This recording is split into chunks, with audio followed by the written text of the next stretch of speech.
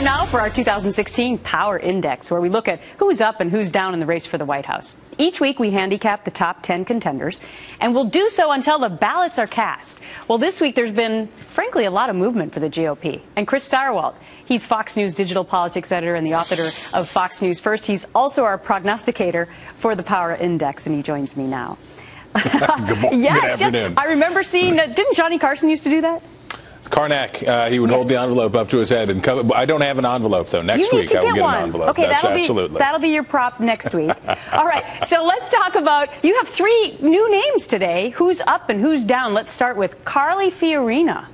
Well, she makes her debut in the top 10, and frankly, it's merited by, she's been doing a good job. She's been hustling. She's been out there, but she did a particularly good job at CPAC. It was a new look CPAC, and she showed up, did a great job, primarily on these grounds, that of anybody on the stage, she most lacerated Hillary Clinton. She took the fight directly to Hillary Clinton because, remember, when Republicans are thinking about who they're going to nominate, they are thinking it all in terms of who can take on Hillary Clinton on a debate stage. And Carly Fiorina wowed a lot of people that I talked to in that hall, and she has definitely earned a place for herself in that top 10. Yeah, not picking sides at all, but I thought that was extremely smart strategy for her, especially being from a woman. Okay, let's talk about Rand Paul. Is he up or down?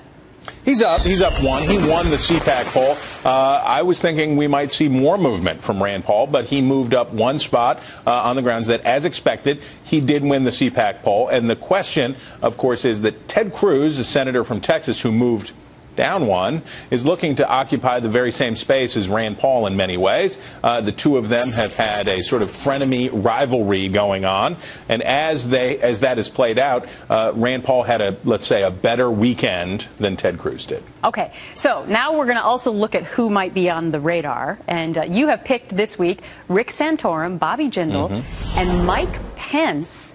So here's my question for you, though.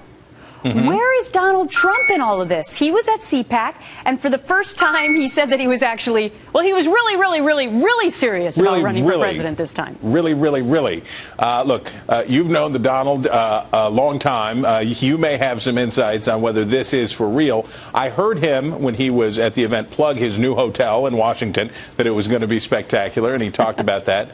Look, he definitely strikes a chord with some Republicans who like speaking of on the attack, the way he goes after the president and things like that. But the question is, after the deep and ultimately unconsummated flirtation that he had with the run before, are Republicans really willing to go out on a limb for him again? I don't think so. Unconsummated what? Flirtation, just a flirtation. Just a flirtation. I got to use that phrase later this week. I learned it from Chris Stirewalt and so much more. Thanks, Chris. See you next week.